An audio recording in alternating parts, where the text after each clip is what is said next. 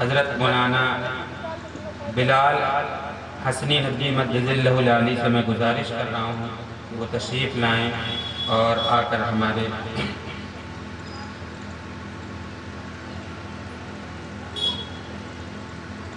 ان حضرات سے گزارش ہے جو ابھی دور دراز ہیں یا محفل میں جو بے ترتیبی ہے، قریب سمیٹ ہمیں 2 بجے کا اعلان کیا گیا ہے، اگر کچھ وقت زائد ہو جائے تو برداشت کر لیں، اور تھوڑا سا تاخیر ہو گئی پروگرام شروع کرنے میں، دور کا سفر بہت دور سے حضرت تشریف لائیں، لہذا آگے تشریف لیں، آگے کی نشستوں کو فل کر لیں اور بیان سے آن کریں۔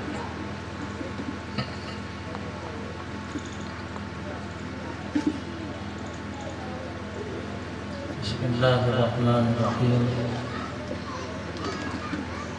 الحمد للہ رب العالمین والصلاة والسلام على سید المرسلین وخاتم النبیین سیدنا ونبینا ومولانا محمد وعلى آلہ وصحبہ اجمعین وعلى من تبعهم بإحسان ودعا بدعوتهم إلى يوم الدين أما بعد أعوذ بالله من الشيطان الرجيم فأما الزبد فيذهب جفاء وأما ما ينفع الناس فيمكث في الأرض صدق الله العظيم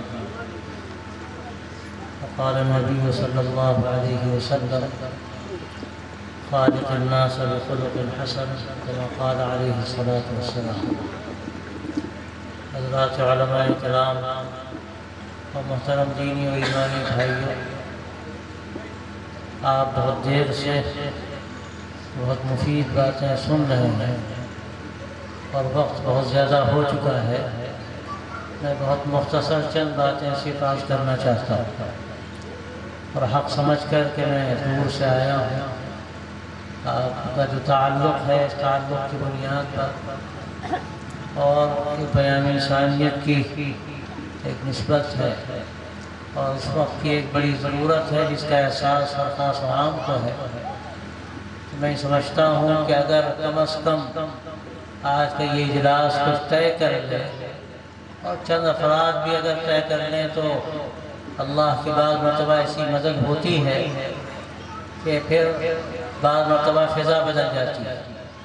تو اگرچہ افراد زیادہ نہیں ہیں لیکن جو بھی ہیں اگر کم از کم یہاں سے کچھ طے کر کے اٹھیں، یہ جلسے تو ہوتے ہیں اور عام ایک ہمارا مزاج یہ ہو گیا ہے کہ ہم تقریریں اپنے کام و ذہن کی لذت کے لیے سنتے ہیں، ہمارا کوئی بڑا مقصد نہیں ہوتا، اور یہ ہماری بڑی ناکامی کی بات ہے۔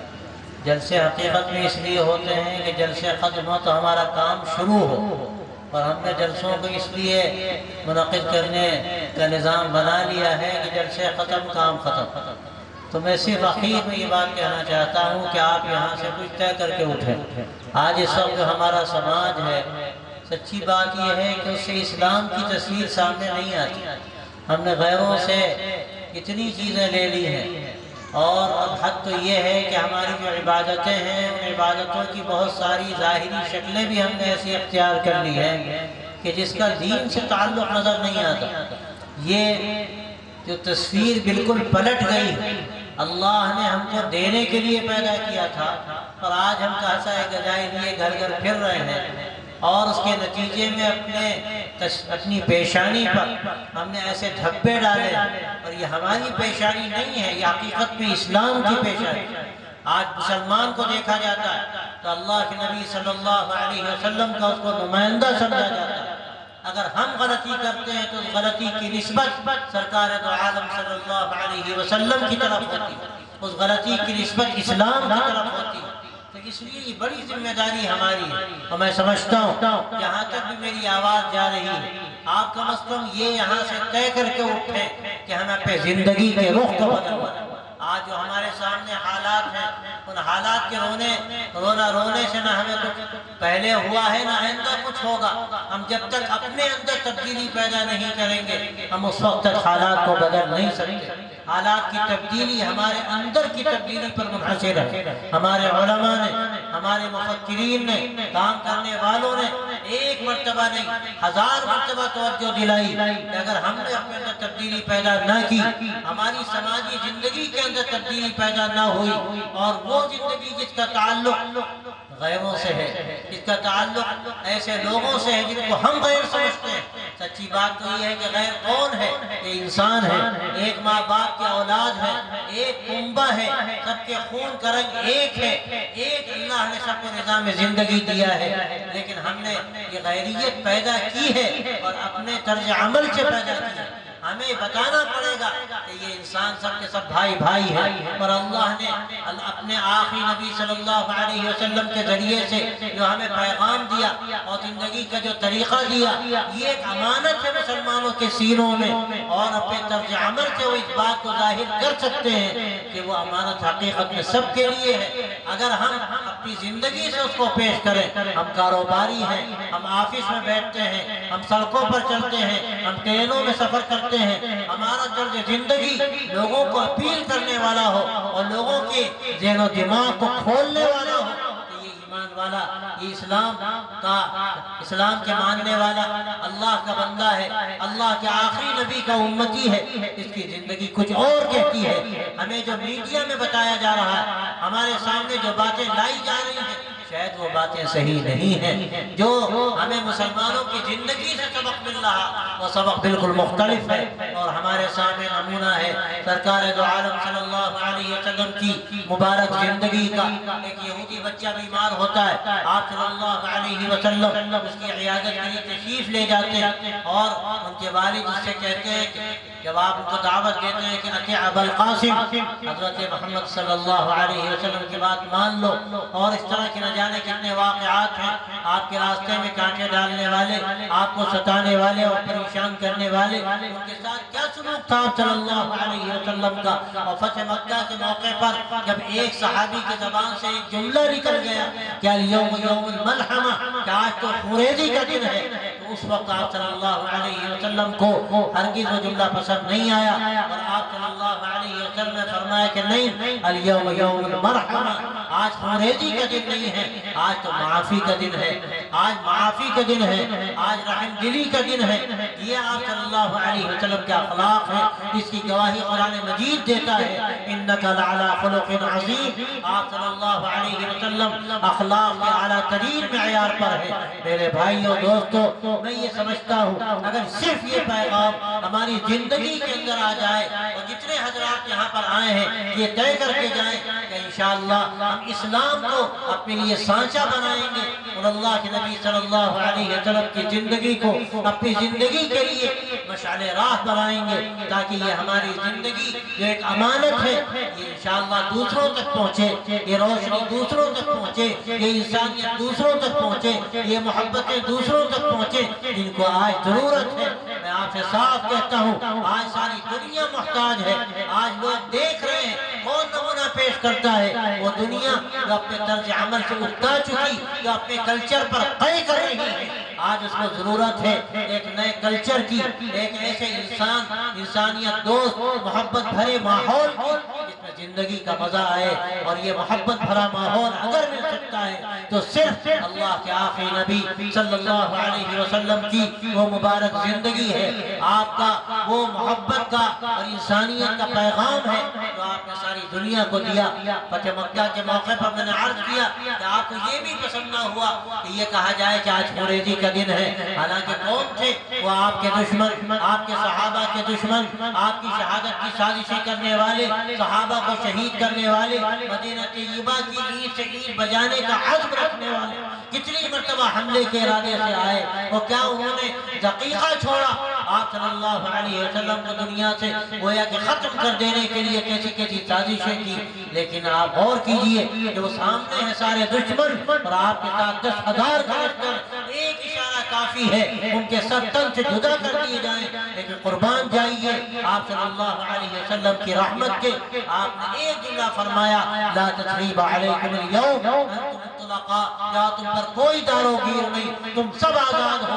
ये नमूना है। आज हमारा हाल ये है, कोई हमें अगर ऐसी निगाह से देख ले, किसी निगाह से हम निगाह निकालने के लिए तैयार हो जाए, कोई हमें गाली दे दे हम गोली मारने को तैयार हो जाए। ऐसे वाकयात है, आदमी का सर शर्म से झुक जाए। एक वाकया भी करीब का मुझे याद आया, किसी मुसलमान महल्ले का, कि कुछ लोग ये उससे आए नौजवान बाइक से एक गली में दाखिल हो रहे, इत्तेफाक से वहाँ तामीर का कुछ काम चल रहा था, ढेर लगा था और एक जनाजा रखा हुआ था। लोगों ने कहा भाई दूसरे रास्ते से चले जाओ, यहाँ रास्ता नहीं है, तंग है। घूर घूर कर देखा, नहीं हम इधर ही से जाएंगे, झगड़ा किया। लोगों ने ज्यादा कहा चले गए, तो उसके बाद क्या किया उन्होंने, वहाँ से बंदूक लेकर आए और जो लोग बैठे हुए थे उन सब पे बंदूक चला दिया।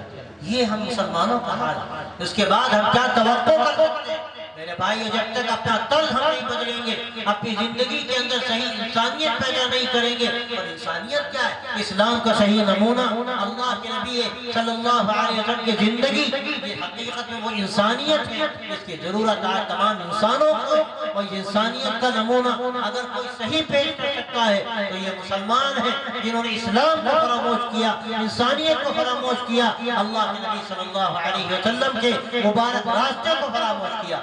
आज के ये इजलास, ये एकता कैसे पैदा होगी, ये मोहब्बतें कहाँ से आएंगी, इंसानों से इंसानों का जो ताल्लुक है ये कैसे गहरा होगा, ये जब होगा जब हम मोहसिन इंसानियत सल्लल्लाहु अलैहि वसल्लम जिंदगी को अपने लिए लाए है अमल बनाएंगे और ये तय करेंगे कि यही हमारे लिए कामयाबी का रास्ता। मैंने आपके सामने जो आयत पढ़ी, अल्लाह फरमाता है जहाँ तक ताल्लुक है झाग का तो बेकार चला जाता है, और जो चीज फायदा पहुँचाती है वो इस जमीन में बाकी रहती है।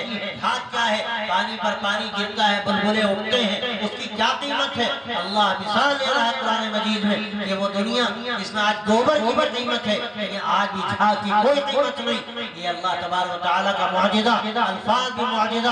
आप अल्लाह तबारक व तआला ने जो मिसाल दी है उस चीज की तो कोई फायदा नहीं पहुंचाती है, झाग से ली, आज भी झाग का कोई फायदा नहीं। तो फरमाया कि झाग बेकार चला जाता है, लेकिन जो चीज फायदा पहुंचाती है वो जमीन में बाकी रहती है। अगर ये ईमान वाले अपने अंदर नाफ़ियत पैदा करें, अगर ये तय कर लें, और ये नाफ़ियत अलग से लाने की जरूरत नहीं, हकीकत में ये इस्लाम है तो ये कहता है कि सही मुसलमान वो है जिसके हाथ से और उसकी जबान से तमाम लोग महफूज रहे। ये वो इस्लाम है जो कहता है कि सही मुसलमान वो है जिसके झगड़े बखेड़े से उसके पड़ोसी महफूज रहे।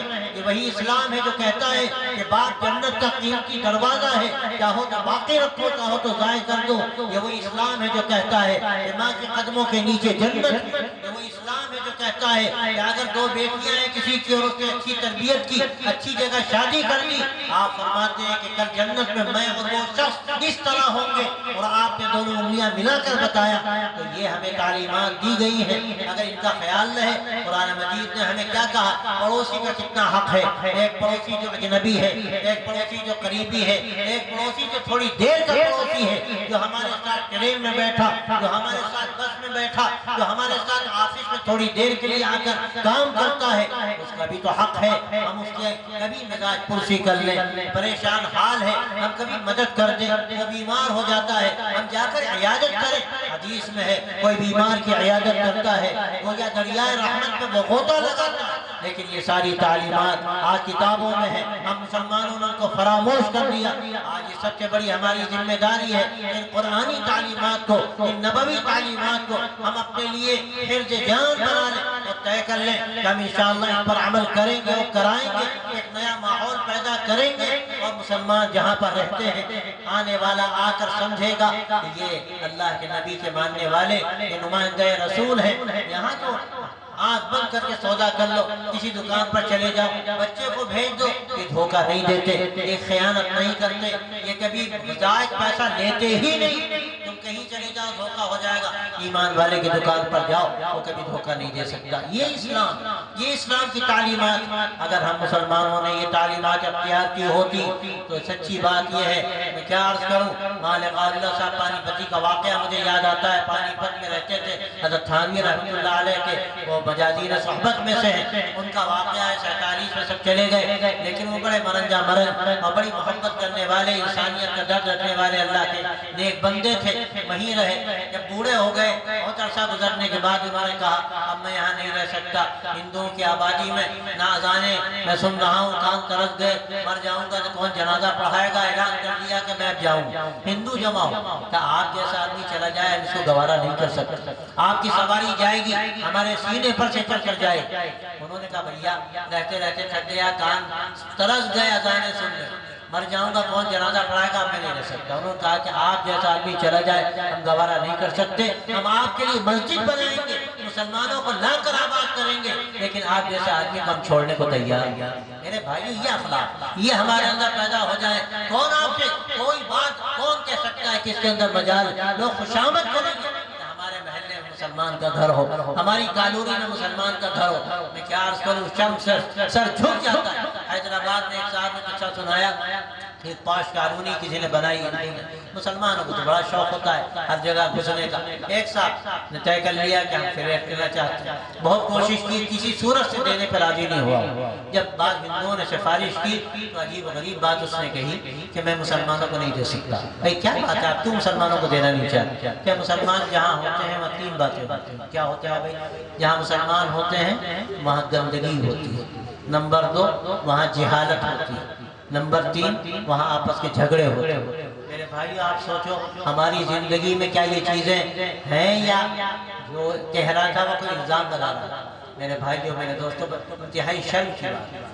جس اسلام میں سب سے پہلی وحی اس میں اقرار کی ہو, اس میں قلم کا آگے تذکرہ ہو, اس کو جہالت کے طعنے دیے جائیں. جی اسلام میں نظافت من الایمان کہا گیا کہ صفائی ستھرائی ایمان کا حصہ ہے, اس کو گندگی کے طعنے دیے جائیں. جہاں یہ کہا گیا ہو کہ آپس کے جھگڑے دین کو اس طرح سے موڑ دیتے ہیں جیسے اس پورے سے سر کے بال صاف کر دیے جائیں, وہاں آپس کے جھگڑوں کے طعنے دیے جائیں. سچی بات یہ ہے کہ ہم نے اسلام کو فراموش کر دیا جس کا نتیجہ ہمیں بھگتنا پڑ رہا ہے. میرے دوستوں بس یہاں کا پیغام یہ ہے کہ ہم سچا اسلام اختیار کریں. ہم صرف مسجدوں میں مسلمان نہ رہیں, ہم بازاروں میں مسلمان ہوں, ہم آفسوں میں مسلمان ہوں, ہم سفروں میں مسلمان ہوں, اور وہ اسلام کا جو نظام اخلاق ہے وہ لوگوں کے سامنے پھوٹے, اس کی روشنی لوگوں تک پہنچے. اور لوگ مجبور ہوئی بھائی کہنے پر کہ اگر اسلام اور مسلمان ہے تو خیر ہی خیر ہے, پھر تو محبت بھی ہے, انسانیت بھی ہے, امن و امان بھی ہے, سکون و شانتی بھی ہے. اور اگر مسلمان نہیں ہے اسلام کے ساتھ پھر خیر نہیں ہے. کیا ہوگا کوئی ضمانت نہیں. یہ اگر ہماری زندگی کا راستہ ہم نے اپنا طے کر لیا اور اس پر آگے بڑھتے چلے گئے, انشاءاللہ راستے کھلتے چلے جائیں گے. ہمارے لیے اللہ کی طرف سے مدد بھی ہوگی, اور پھر کیا بعید ہے کہ ہماری زندگی ہدایت کا ذریعہ بن جائے, ہم خود سراپا ہدایت بن جائیں. سب سے بڑھ کر جو راستے کھلتے ہیں وہ عملی زندگی سے کھلتے ہیں. آپ 1000 مرتبہ کہیے جا کر کہ مسلمان ایسے ہوتے ہیں, مسلمان ایسے ہوتے ہیں, لیکن آپ جا کر سلوک کر دیجئے, تھوڑی سی محبت کا برتاؤ کر دیجئے. اور یہ کوئی آپ زبردستی نہیں کریں گے, یہ تو آپ کی حقیقت ہے, یہ تو اسلام کا مزاج ہے. اللہ کے نبی صلی اللہ علیہ وسلم کے زندگی کا صحیح معنوں میں یہ عکس ہے. اگر یہ ہمارے اندر آ جائے تو شاید حالات کچھ اور ہوں گے. اس کی ضرورت. عقیل وحدت معالی میاں صاحب کا ایک واقعہ مجھے یاد آتا ہے, میں آپ کے سامنے پیش کر کے رخصت ہو جاؤں گا, وقت بہت ہے, میں اس سے زیادہ آپ کو زحمت پہ ڈالنا نہیں چاہتا. حضرت عبداللہ صاحب کا پودروی گجرات کے بڑے عالم ہیں, انہوں نے سنایا. پھر میں نے اخیر میں ان کی بیماری کے زمانے میں گیا دوبارہ, میں نے ان سے پوچھا تو کہنے کہ سہارنپور شیخ الحدیث ماں زکریا صاحب کا نبی کے پاس سے ہم لوگ لکھنؤ آ رہے تھے. معالی میاں صاحب تھے اور میں تھا, وہ سب بالکل نوجوان تھے, طالب علم تھے دیوبند میں, اور مولانا صاحب ڈھیر عمر کے تھے. کہنے ایک کوپے میں تھے, 4 اس میں سیٹیں تھیں, 2 ہماری نیچے کی اوپر کی, اور 2 ہندو بھائی تھے, نوجوان تھے, وہ بھی بیٹھے ہوئے تھے. حضرت مولانا انسانیت کی باتیں چھیڑ دی, محبت کی بڑی اچھی اچھی باتیں. اس میں ایک ممبر پارلیمنٹ میں تھے.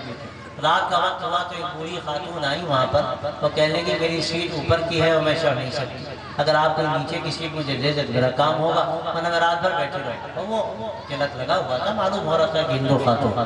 لیکن عجیب بات ہے کہ دونوں نوجوان چپ کے بیٹھے رہے, بولے. جب وہ مایوس ہو کر جانے لگی تو مولانا علی میاں صاحب نے کہا کہ بہن فکر نہ کرو, یہ میری نیچے کی سیٹ ہے, تم یہاں سو جاؤ.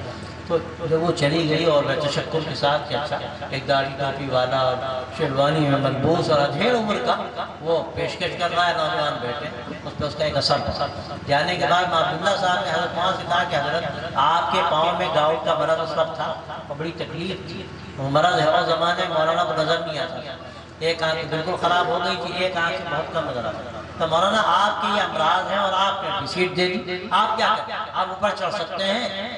تو مولانا نے جو بات کہی بس وہ سنانے کے لیے میں نے واقعہ آپ کو سنایا کہ یہ جذبہ کاش کہ ہمارے اندر پیدا ہو جائے۔ مولانا نے کہا کہ مجھے عبداللہ یہ موقع بار بار ہاتھ نہیں آتا، اگر اسلام کا نظام اخلاق پیش کرنے کا کبھی بھی موقع ملے تو چاہے مشقت اٹھانی پڑے لیکن اس موقع کو ہاتھ سے گواؤ مت، ہاتھ سے مت جانے دو، تھوڑی خدمت کر لو، اسلام کی صحیح تصویر شاید دوسروں کے سامنے چلی جائے۔ ایک مرتبہ مولانا بیٹھے ہوئے تھے اور لوگ گزر رہے تھے، ایک صاحب کیلا کھا کے چھلکا وہیں پہ مولانا اٹھے، یقین دور کی بات، اور چھڑی سے بجائے اس کے کسی اور سے کہتے خود اٹھ کر گئے اور چھڑی سے وہ چھلکا لائنوں پر پھینک دیا۔ وہ صاحب کہتے ہیں مولانا آپ بوڑھے آپ زحمت، کیا زحمت کی آپ چھلکا پھینک رہے ہیں، کوئی تیزی سے چلتا ہوا ہے پیر پھسل جائے، ہاتھ پاؤں ٹوٹ جائے۔ اس سے ایک سبق لوگوں نے محسوس کیا اسلام کیا سکھاتا ہے، اسلام کی تعلیمات کیا ہے۔ میرے بھائیوں سب سے بڑھ کر تعلیمات سامنے آتی ہیں تقریروں سے نہیں، لٹریچر سے نہیں، یقیناً یہ بھی ضرورت ہے لیکن سب سے بڑھ کر یہ عمل سے سامنے آتی ہیں۔ آپ یہاں طے کر لیجئے کہ ہمیں ہر ایک کی خدمت کرنی ہے، مریضوں کی عیادت کرنی ہے، کمزوروں کی مدد کرنی ہے، ضرورت مندوں کے کام آنا ہے، جو بھی ہم کر سکتے ہیں۔ ابھی سے پہلے بھی حضرت خدیجہ رضی اللہ عنہا نے جو کچھ فرمایا تھا سرکار دو عالم صلی اللہ علیہ وسلم کے بارے میں، اس کی تشریح ہوئی، ہمارے اسامہ صاحب نے وہ باتیں وضاحت کے ساتھ فرمائی۔ میں اور اس سے زیادہ کیا کہہ سکتا ہوں، آخر یہی اسی بات پر آپ سے رخصت ہونا چاہتا ہوں کہ آپ یہاں سے طے کر کے جائیے کہ ہمیں انسانیت کا کام کرنا، اور انسانیت کا کام کیا ہے، اسلام کا جو اخلاقی نظام، سماجی نظام، معاشرتی نظام، اس کو اس کے اندر ہمیں پیدا کرنا۔ آپ دیکھیے کیسے حالات بدلتے ہیں۔ میں کئی باتیں ذہن میں آتی ہیں لیکن وقت کیونکہ زیادہ نہیں ہے تو میں مناسب یہی سمجھتا ہوں کہ جو باتیں آپ سے کہی جا چکی، بہت کہی جا چکی، اب مسئلہ صرف عمل کا ہے۔ آپ عمل کے جذبے کے ساتھ جائیے طے کر کے کہ ہمیں انشاءاللہ خدمت کرنی ہے۔ کوئی آپ کا پڑوسی ہے، کوئی ہندو ہو، مسلمان ہو، سکھ عیسائی، کوئی اس سے کیا بحث ہے، انسان ہے، ہمارا بھائی ہے، ہم اس کی خدمت کریں گے، ہم اس کے کام آئیں گے۔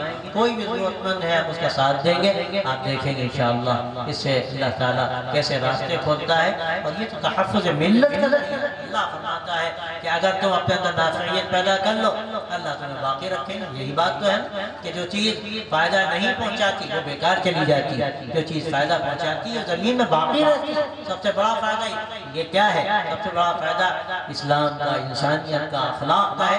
یہ اگر ہماری زندگی سے پھوٹے گا انشاءاللہ اللہ کا فیصلہ ہے، یہ امت مسلمہ ہے، اللہ اس کو باقی رکھیں گے۔ اس کے ذریعے سے اللہ دوسروں کو بھی انشاءاللہ شاید ان کے لیے راستے کھولیں گے، اور ان کو بھی صحیح باتیں سمجھ میں آئیں گی، ان کی بھی غلط فہمیاں انشاءاللہ اس کے ذریعے سے دور ہوں گی۔ اللہ تعالی ہم سب کو توفیق عطا فرمائے، آپ کی حاضری کو اللہ قبول فرمائے، آپ سب کی رزق و خیر کا ذریعہ فرمائے، اور اللہ تعالی اس کے بہتر نتائج پیدا فرمائے۔ وآخر دعوانا ان الحمد محمد وعلى آل سيدنا ونبينا ومولانا محمد وبارك وسلم۔ ربنا تقبل منا انك انت السميع العليم وتب علينا انك انت التواب الرحيم۔ رب وفقنا لما تحب وترضى واجعل آخرتنا خيرا من الأولى۔ اللهم أحسن عاقبتنا في الأمور كلها واجرنا من خزي الدنيا وعذاب الآخرة يا حي يا قيوم برحمتك نستغيث اصلح لنا شأننا كله ولا تكلنا إلى أنفسنا طرفة عين۔ رب وفقنا لما تحب وترضى واجعل آخرتنا خيرا من الأولى يا حي يا قيوم برحمتك نستغيث يا ذا الجلال والإكرام۔ ربنا آتنا من لدنك رحمة وهيئ لنا من أمرنا رشدا۔ اللهم ألهمنا مراشد أمورنا، اللهم أرنا الحق حقا وارزقنا اتباعه وأرنا الباطل باطلا وارزقنا اجتنابه۔ ربنا آتنا في الدنيا حسنة وفي الآخرة حسنة وقنا عذاب النار۔ یا اللہ محض اپنے فضل سے آج کے اس اجتماع کو قبول فرما، آنے والوں کو قبول فرما، کہنے والوں کو قبول فرما، سننے والوں کو قبول فرما۔ یا اللہ عمل کی توفیق عطا فرما، یا اللہ کہنے والے کو بھی عمل کی توفیق عطا فرما، سننے والوں کو بھی عمل کی توفیق عطا فرما۔ یا اللہ آج کی اس اجلاس کو اس پورے علاقے کے لیے خیر و برکت کا ذریعہ بنا دے، امن و امان کا ذریعہ بنا دے، تحفظ کا ذریعہ بنا دے، خیر کا ذریعہ بنا دے، ہدایت کا ذریعہ بنا دے۔ یا اللہ صحیح اسلامی زندگی کو ہمارے اندر پوری طرح سے داخل فرما دے، پوری طرح سے اس پر عمل کرنے کی ہمیں توفیق عطا فرما، ہمارے عقائد کی بھی اصلاح فرما، عبادات میں ترقی عطا فرما، معاملات کو کو شریعت کے مطابق بنا، تعلقات کو استوار فرما، ہمارے ظاہر و باطن کی اصلاح فرما، ہمارے ظاہر کو اتباع شریعت سے آراستہ فرما، ہمارے باطن کو اپنی معرفت و محبت سے معمور و منور فرما، امراض ظاہری سے بھی ہمیں شفا عطا فرما، امراض باطنی سے بھی شفا عطا فرما۔ یا اللہ جو حضرات بیمار ہوں سب کو یا اللہ تو شفا کامل عطا فرما، جو پریشان حال ہو ان کی پریشانی دور فرما، جو مقروض ان کی قرض کی ادائیگی کی سبیل پیدا فرما، پوری انسانیت کو یا اللہ تو خیر کے راستے پر ڈال دے، دلوں کو ہدایت کے لیے کھول دے، ہم سب کو ذریعہ سعادت و ہدایت و نجات فرما۔ یا اللہ پوری ملت اسلامیہ پر اپنا کرم فرما، اس ملک پر اپنا کرم فرما، یہاں میں امان کو یا اللہ ہمیشہ قائم رکھ، اور ہر طرح کے شر سے، فتنوں سے، آپس کے جھگڑوں سے، لڑائیوں سے، فسادات سے اس ملک کی حفاظت فرما، پورے عالم کی حفاظت فرما۔ یا اللہ ہم سب کے لیے خیر مقدر فرما، ہر طرح کے شر سے، فتنوں سے، آزمائشوں سے یا اللہ ہم سب کی حفاظت فرما۔ وصلی اللہ تعالی علی خیر خلقہ سیدنا و نبینا و مولانا محمد وعلی آلہ و صحبہ اجمعین برحمتک یا